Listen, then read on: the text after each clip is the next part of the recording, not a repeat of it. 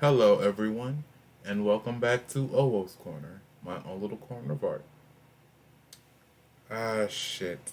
I forgot to change the title of this stream. I'll be back in 1 second.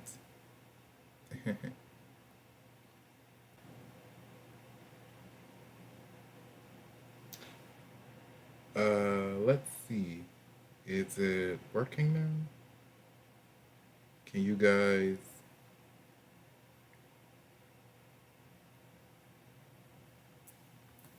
Apologies for that. I forgot to change the title of my stream. Anyway, welcome back to Owo's Corner, my own little corner of art. Uh, is my stream still running? I think everything is running smoothly now. Anyway, so in today's stream, I'm gonna be working a bit more on my. I'm sorry, I'm coming to a blank. That whole technical issues earlier, me forgetting to put in my name, that not my name but my information, me updating my stream. That's what's got me a bit flustered right now, so please excuse me. Anyway, I am gonna be working some more on my teaser trailer, and everything should be going nicely now. At least I sure hope so.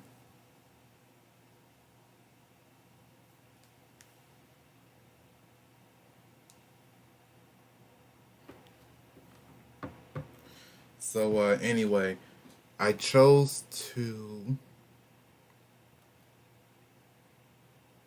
What I ended up choosing to do is I ended up choosing to draw the body on separate layers, and then I'll go back through and draw the head and the hair later. Anyway, this is just a sort of. The blue you see is sort of the rough of where the body is going and what it's supposed to be doing in this frame. And I'm going to be adding some detail.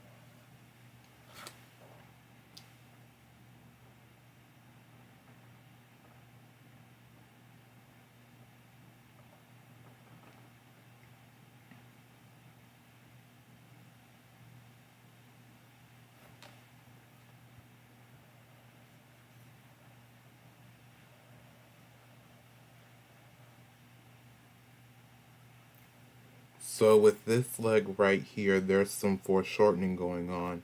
So what I have to do is, as the leg is going back away from us in our field of view, I have to draw the thigh, the knee, and the lower leg ever so shorter. And I think one of the good methods for me to sort of cheat is to actually go in, use this lasso tool to select this portion of the leg. And then I can use my free transform tool to sort of bring this down here a little bit. That's good. Then I will take this lasso tool, select the leg about right here, and use my tool to bring this down some.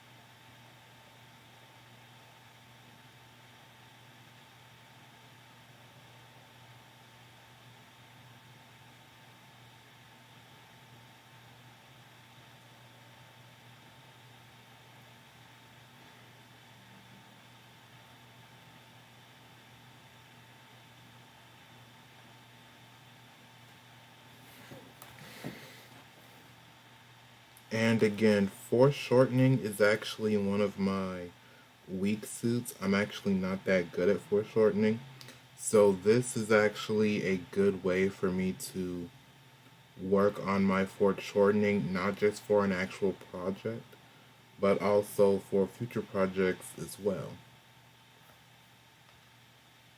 One of the things about being an animator is, well, not just being an animator, but working on art in general, is that with each project you do, whether serious or a more lax or benign project, you are learning and you are getting better with each project. And that's actually something that they don't really tell you in college. It's certainly implied that, oh, you're getting better with each project, but many professors, at least the professors I had, didn't really tell me that.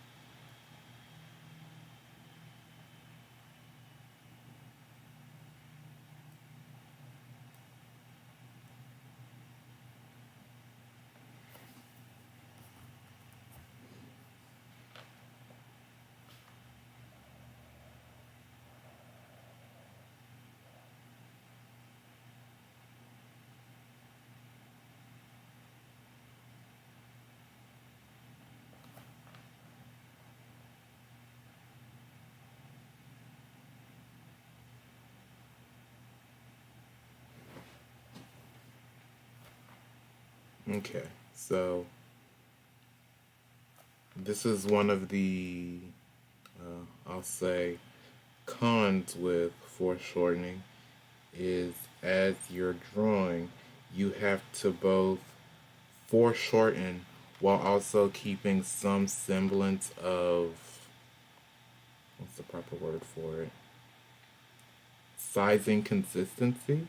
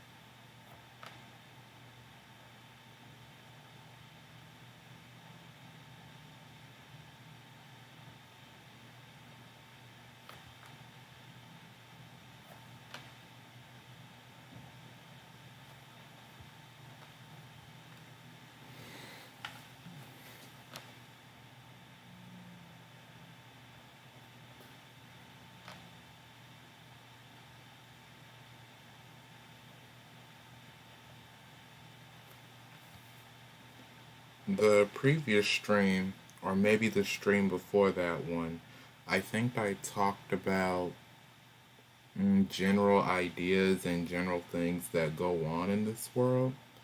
And I'm going to be fairly honest, I actually didn't really think about like what kind of jobs people could have in this world. I mean, it's really the little things and the small details that sort of build the world. It's not just about like, oh, people can fight, or oh, there are special, I don't know, jobs or sports with magic, but it's the small things like what do people do in their day to day and how do they enjoy themselves? What else do they do?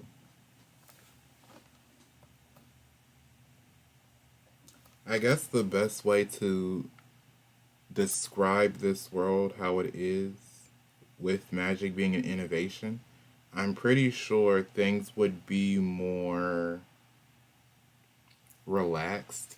People would definitely have a lot more free time, as well as greater resources and a greater chance to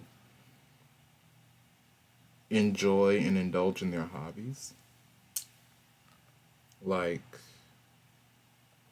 if somebody wanted to be a scientist or have experiments, then they would be able to do that. If people wanted to, I don't know, jog every day, then they certainly have more time to do it now. Like the little things that make people happy and make life easier.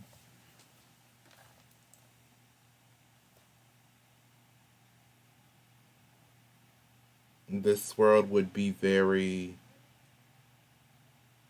utopian in that sense when it comes to freedom of time and being able to do more with your free time. Um, I will say that with this world, of course, there are going to be laws and rules for magic. Like, I can't really think of concrete rules off the top of my head, but given that everyone has access to magic, there would definitely be laws in place so people can't exploit or use magic. Like, there would probably be a lot of rules against teleportation magic in case people could like teleport into homes or do more evil and illicit acts. Time magic would definitely be scrutinized because that can be very unstable and practically unpredictable. And then to an extent, I don't even think certain people would be able to comprehend time magic. And then the energy that would be needed to pull it off would already be very hard to muster and gather.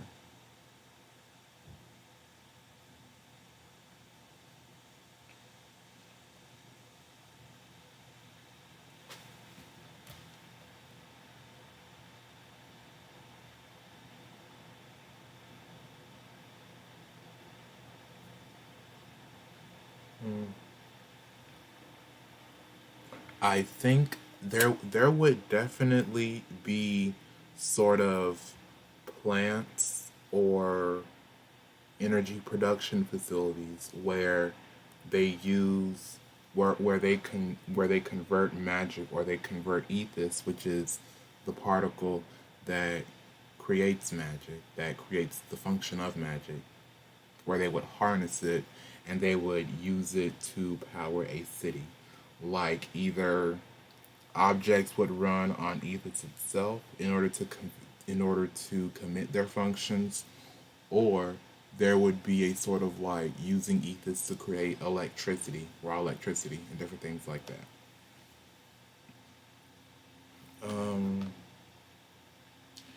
and with that readily made, readily available sort of power source, then while yes, it would, I wouldn't say outright destroy some jobs, but it would definitely automate certain markets and certain forms of business because energy is just that readily available. Now, with magic, I will say that more than likely there would be certain projects and initiatives in place. The ecosystem by itself will already be able, using magic, will already be able to fight off a lot of the pollution. However, there would be people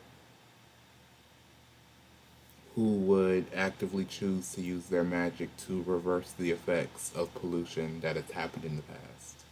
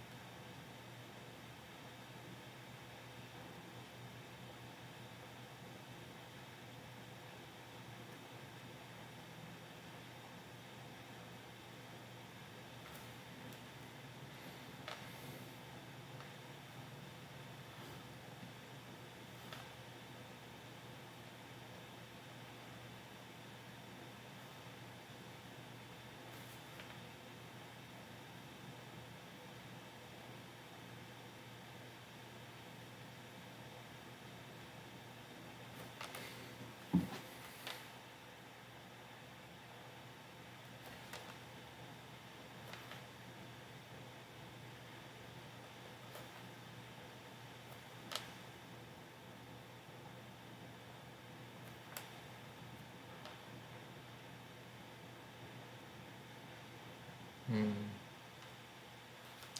What else? Excuse me, I'm just brainstorming at this moment. Not all worlds that artists and people create are just done in an instant or an hour. Mm, there's certainly more things that I need to take into consideration and do because these, how do I put this? These modern fantasies and modern supernatural content, it's not something that is commonly done or commonly made. Like there's Vampire Diaries, there's I think Twilight maybe. I will say that the TTRPG, the World of Darkness series, they handle at least the fantasy and supernatural stuff really well. However, they don't go too much into technology. I think Mage the Ascension does, but it's usually magic fighting technology. What else? No, I will say anime does handle science fiction, fantasy, modern fantasy stuff like that fairly well. There are a few anime I can name that tackle magic and science. There's there was this one anime where the Demon King is reborn or whatever. Then there's this other anime, I think it's called like Irregulars at Magic School, something like that, where those two shows sort of blend magic and science. Though I will say that they do have some very powerful main characters, and it's more so telling a single story without really exploring the world that that story is in. Which isn't a slight at all. Like, I'm not trying to sound disrespectful, or I'm not trying to come off as like, oh, I'll do it better. It's more so that for the show I want to create, I want to show you guys the world of the story. At least that's what's most important to me, is the creation of the world rather than the actual story itself.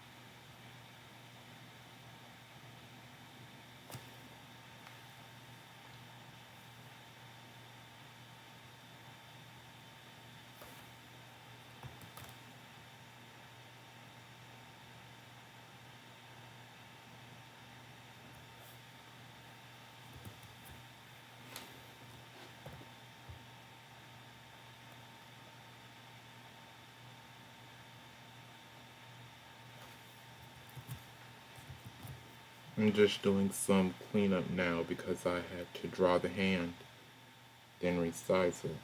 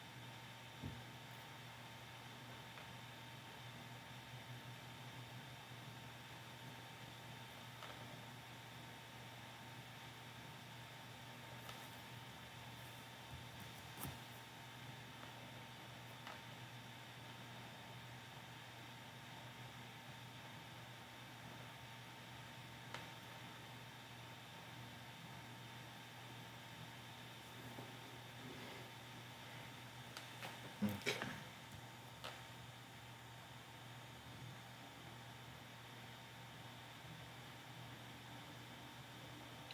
I'm just selecting this arm because I need to alter it, move it up some. Sometimes animation looks like this, where you either miss something or you need to go over and move something before you can really get things looking well. Because the issue I ran into is when I was just roughing it out, I didn't pay too much attention to proportions. I was just trying to get the basic motion. Now that I go in for my smooth pass, I see that this hand is too big. And because this hand is too big, that means that this arm, I had to sort of jet it out to the side and move it over to sort of overcompensate. And also this hand, just because it is coming closer, the foreshortening and the forelonging doesn't need to be that extreme or dynamic. So I had to decrease the size of this hand and decrease the size of that hand, and because I did, now I need to sort of shift and move some things a little bit. Nothing too major and nothing too unsalvageable. Sometimes things like this just happen when you're animating or when you're working on a project, and it's not the end of the world. It does slow you down, and you do have to compensate or fix the issue, but it's nothing career ending or soul shattering. It's just par for the course of being an animator. No, I do want to actually increase the size at least a tiny bit.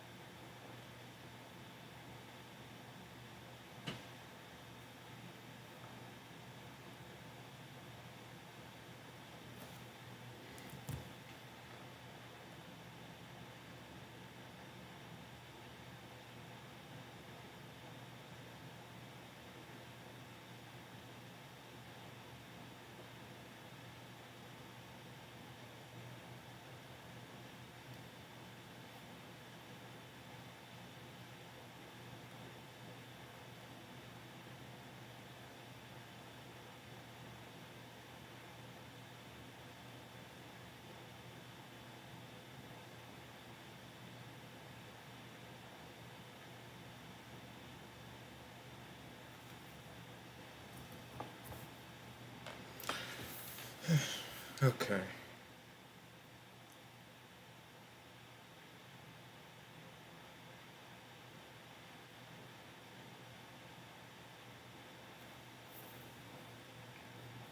Definitely need to work on this scene. I actually need to make her thighs bigger this time. Funnily enough, last time they were too big. This time I need to make them bigger.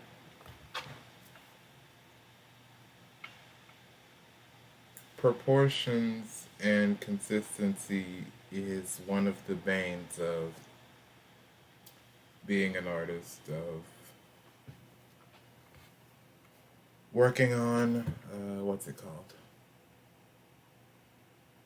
Working on animations. Because you're working on so many frames and because you have to go back and forth so many times, it sort of messes with your head, it messes with your mind. So you'll end up making things smaller or bigger than what they're supposed to be. And it can be a bad thing if you do it too much or if you don't catch yourself in the process. But it's nothing earth shattering or something that you should feel ashamed of. It's just, again, par for the course of being an animator, of this path, that you are going to mess up or you're going to get tired or you're going to make mistakes. It's natural.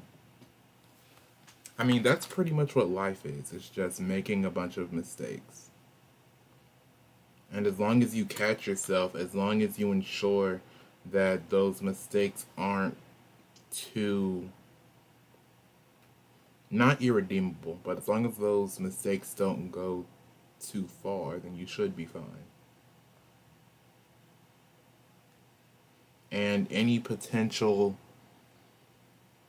person who would elicit your activities, I mean, and any person who would likely hire you or seek you out for work, they're not going to hold too many strong errors against you. If you have like a track record of unfinished products or something or projects, then they may hold it against you.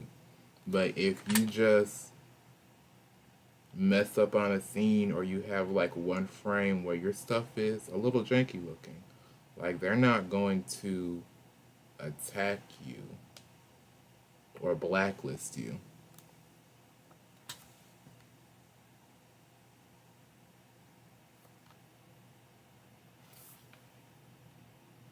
And that's not to say like, oh, you can do whatever you want. You don't have to worry about quality. Of course you need to worry about quality. Of course you need to make sure that what you're producing and what you're uploading looks good. Just don't give yourself a heart attack if what you're making is not like the best, or you can't, or you're one person who can't do the work of a team of people. Again, which is why I believe in gauging your projects. Don't try to do too much or try to be over ambitious. Not because it's bad to be ambitious, not because it's bad to want to grow or do more or do better. Those are all good and amazing things. I hope my tone isn't coming off as sarcastic or anything or patronizing. I genuinely mean that wanting to do better and wanting to grow as an artist is a good thing. And it's what every artist should strive to do, should attempt to do. What I'm saying is, for the sake of having a bigger portfolio, having a more quality portfolio, there are going to be times where you have to balance getting a project done or submitting something high quality. Not that those two are mutually exclusive. Like I personally believe that the time you spend on a project oftentimes makes the project better or worse, depending on how much time you spend on it. It's more so that if you are an animator and if you are working on a project, you don't want to spend an entire year on that project. That would be horrible to spend an entire year on a project and to not have it finished. At the very least, if you are working on a big project or a long project, think about posting or submitting like small clips of it. Or think about posting or submitting, what are they called? Segments of your animation, just so you still have something that you can add to your portfolio and you can show people, hey, I'm serious, or hey, this is something I care about.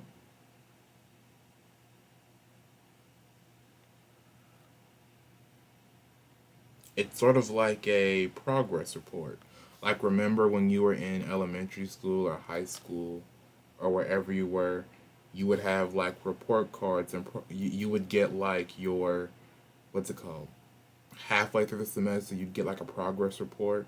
Like, there's still time for you to get better. This is just how you're doing now. And that's what posting these sort of work in progress animations is it's submitting a progress report. Hey, this is what my skill is at now, just know it's not done yet.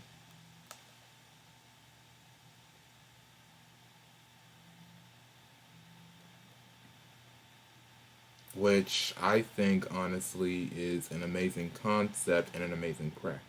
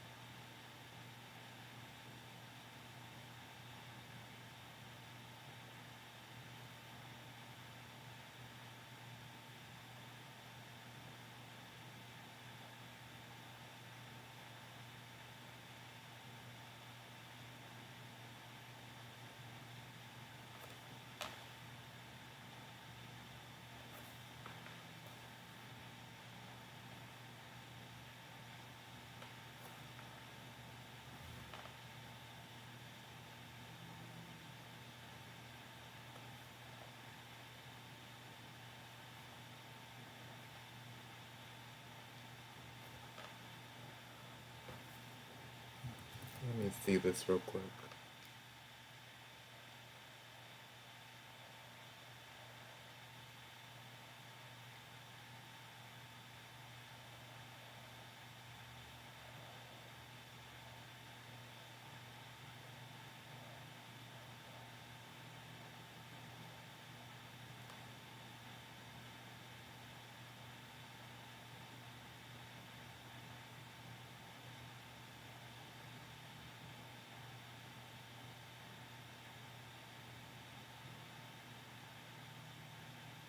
Mm. Something isn't right. Okay, something about this shit doesn't feel right. Okay, so from here to there, that is fine.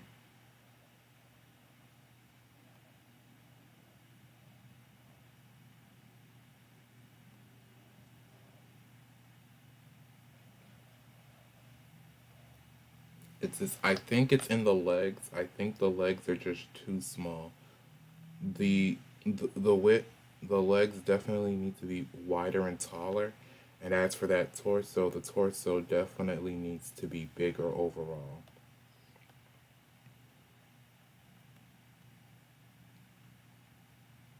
So, okay, this is irking me. So, what I'm going to do is I'm going to draw this foot back here.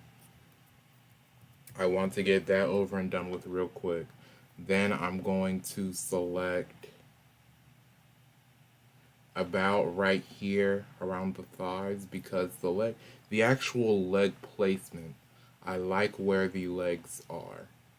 I mean not the legs. I like where the lower legs are. This calf and that calf. The knees are in a decent. I guess I will have to resize the knees though. I just don't like what this is doing right now. And I know that later on, when I burn this through After Effects, it's going to look like shit, or people are going to notice even more now, which is going to be a bad thing.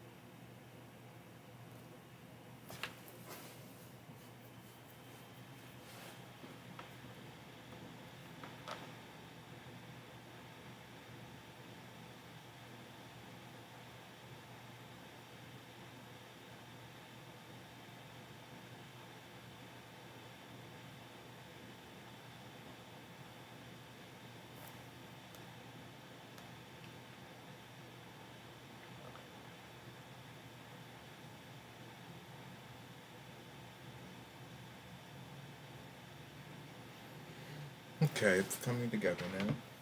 Well, slowly but surely it is.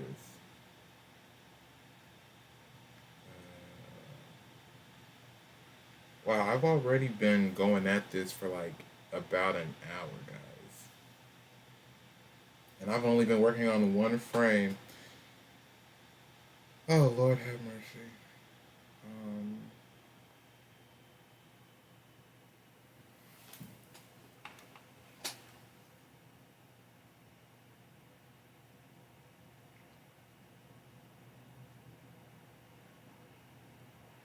I think I'm gonna get a sip of water. Oh, Lord have mercy. I have about 7 more frames to do.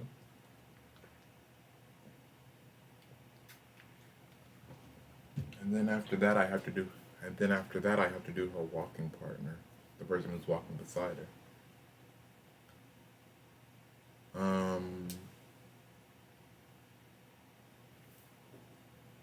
I guess what can I talk about right now, other than my world? I guess I could talk about TV I've been watching. So I decided to rewatch The Librarians, and for those of you who don't know, like in 2015, 2016, I believe, there was this show about the this character known as the librarian. Essentially, it's sort of like Doctor Who meets hmm, yeah, it's like it's pretty much like Doctor Who meets magic, where there's this character called the librarian, or characters called the librarians, and they go around the world collecting magical artifacts, recovering them, and sort of keeping them under lock and key because magic is like dangerous or whatever. And I decided to rewatch that show. And I remember watching it all the time. I think it aired on like FX maybe or ABC. I forget which network it aired on. But I remember always tuning in to watch like new episodes. And I just figured out that it was on Freebie, so I said, you know what, I'm gonna rewatch this. And I like to tune into it from time to time, rewatch a few episodes. Um, I also watched Rings of Power, and personally, I did not like it. My issue with Rings of Power is that the elves were not graceful, and they had short hair. Like, literally, every male elf except for the king had short hair, and I'm like, what the heck? I was rewatching Lord of the Rings and The Hobbit like last week, and the elves in the movies are so graceful. The males and females, they're so graceful. They dance around with their bows and their swords. It's like when you're watching elves, it's like you're watching them dance, which is just so beautiful and amazing. Like I watched the first episode, and I think I only got maybe 10 minutes into the second episode before I just decided to drop the show. Like I could not consistently watch it. It was that bad. And I just think overall that this whole reboot culture and sequel culture is it's hurting content and it's hurting entertainment. Like there are hundreds, if not thousands, of art students or script writing students who graduate college every single year, and then these companies are just remaking shows or putting sequels to already existing shows, and they're flopping. And so, what does that say about content in the West? What does that say about our whole industry? What does that say about people who go to college to create shows and to create movies or TV shows? Are they going to college in vain? is art a sham? Like that stuff that I think about is like when I was in college, I met people who created entire worlds. I had a friend who decided to create a plague doctor, and that character's whole thing is that he's a plague doctor that collects diseases in his body so that he can build up resistance. And he has sort of like this student, this girl that he's teaching. Like that's an entire show by itself. Like there was another girl I met. She made an entire mini comic, and it's pretty much like it's pretty much gone silent. Like she doesn't get any views. There were so many people I met in college who have made like original short films, original films in general, who have amazing ideas. And then they've graduated, and I barely hear anything from them. Like they may post on LinkedIn or on ArtStation once in a while, but they don't have YouTube channels to the best of my knowledge. I haven't seen any original videos or original animations from them in a long while. And it's kind of sad because they are some very creative people. And then you have shows that go outside the box, like Amphibia or The Owl House. And those shows get canceled. Like, those are some genuinely good shows with good concepts, and after a few seasons, they either get canceled or they end prematurely. And their fandoms stay alive to watch them and revive them and pump blood into them. Like, honestly, I think it started, and this is a bit of my video essay seeping through, but I genuinely think that the love for content started when there was the technological boom and the wild decade of the 90s, which was when there was more technology, there was more interactivity. It was also the rise of, like, what's it called, Toonami, as well as just anime coming from the west, I mean from the east to the west. So you had shows with long-term overarching stories that catered to young adults, that catered to action seekers and thrill seekers. So that sort of set the bar. And then after anime was introduced, that was when you had shows like Superman and Batman the Animated Series, Justice League, you had Young Justice, you had other shows like Code Lyoko, stuff like that. So the bar kept raising, and that was when Avatar The Last Airbender hit. And as soon as Avatar hit, that sort of love for action anime, that sort of love for just action in general, and Asian and Japanese influence on TV was when I think the live action remakes started happening. The most famous one being the Avatar remake, the Last Airbender remake, and that got destroyed. That is universally hated. Like, I honestly think that nobody likes Avatar The Last Airbender, the live action movie at least. And so since then, I'm guessing it's just nobody learned. Even in like the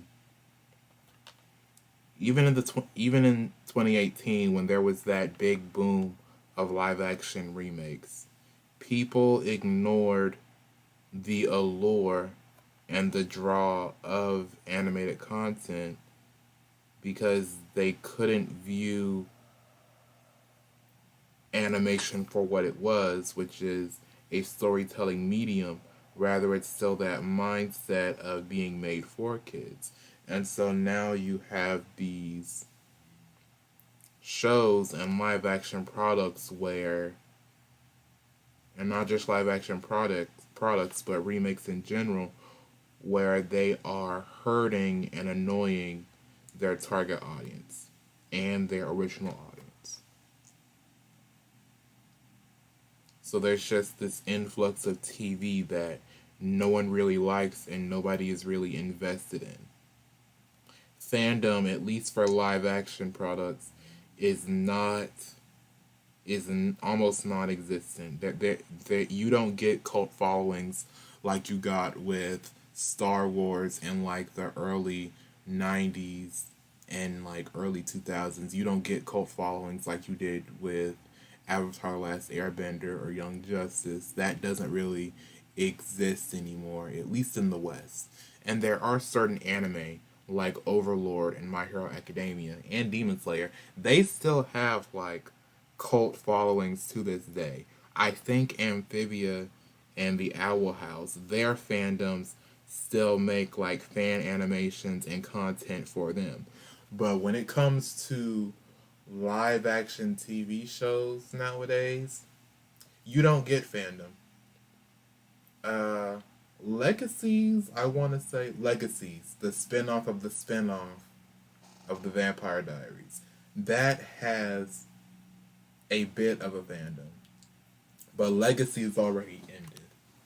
House of the Dragon, now, House of the Dragon just started, and I genuinely think that they are getting a fandom.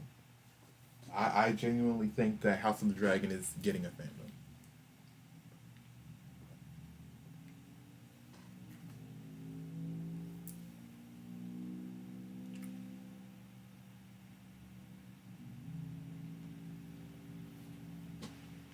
Miraculous Ladybug, now they definitely have a fandom. Miraculous Ladybug fandom is like wild.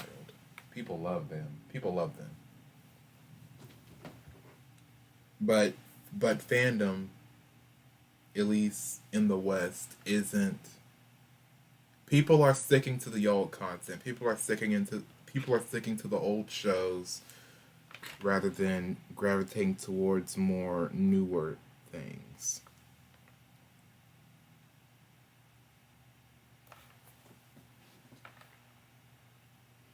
At least that's what I've noticed and that's what I've paid attention to. Again, I may not watch as much TV as I used to when I was younger, but like even I notice small things like that. Even I notice that people aren't really following stuff like they did in the past. Now, I will say, when it comes to web series and web shows, people eat that stuff up. You have Pork Chop and Flat Screen, you have Hell of a Boss, you have what's that other show? Not Hell of a Boss, but the other show that came before. Has Been Hotel has a fandom. Has Been Hotel has a fandom, fan animation, fan comics, and all it's had was a pilot. I think even Murder Drones has a fandom too. I haven't really watched Murder Drones or been involved in like art or stuff of Murder Drones since I first saw the pilot, which is a good pilot by the way. Murder Drones is a show that needs to be picked up. It has a lot of potential. But as far as like mainstream stuff that's like made by Hollywood, they don't really have fandoms like they used to. They're not really followed or kept up with like they were in the past.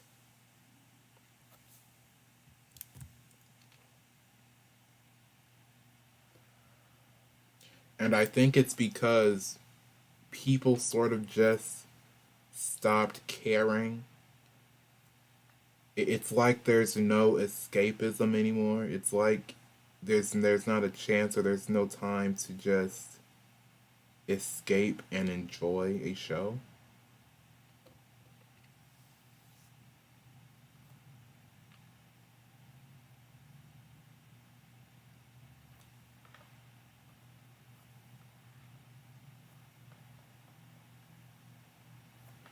And honestly, it's very sad. It's very sad that people can't escape anymore, can't just enjoy your show for what it's worth.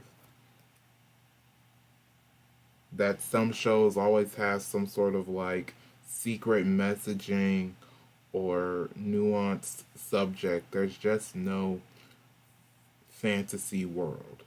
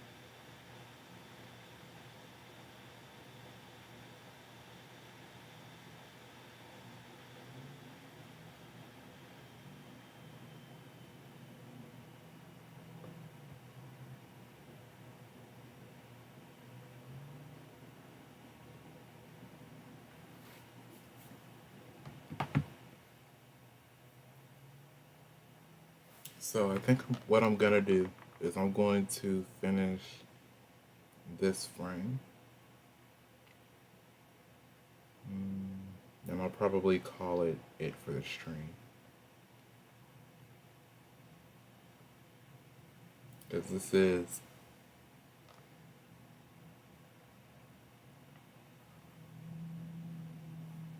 I guess one of the pros is that as I keep animating, there's just less for me to draw. And the character, she comes closer with each scene, so it gets easier and easier for me to draw. Anyway, excuse me. I'm just going to finish this scene and then I'll be done. Mm.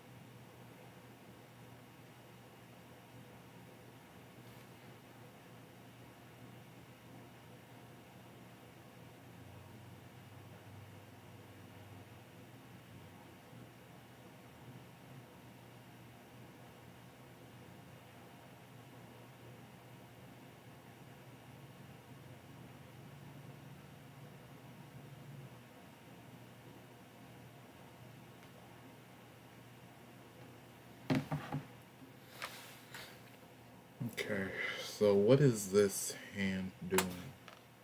I'm gonna have to separate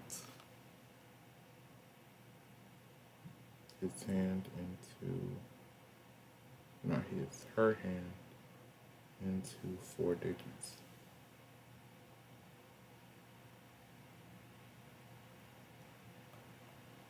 1, 2, 3, 4.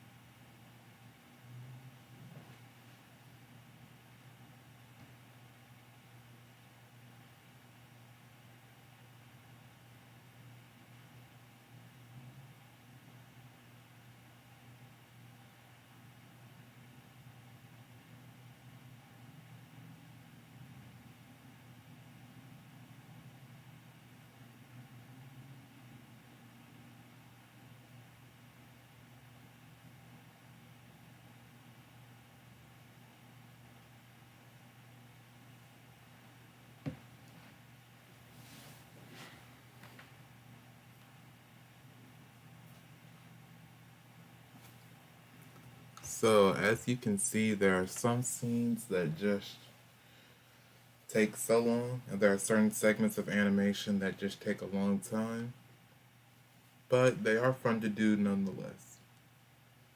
And usually, when I'm really quiet, that just means I'm super focused on what I'm doing.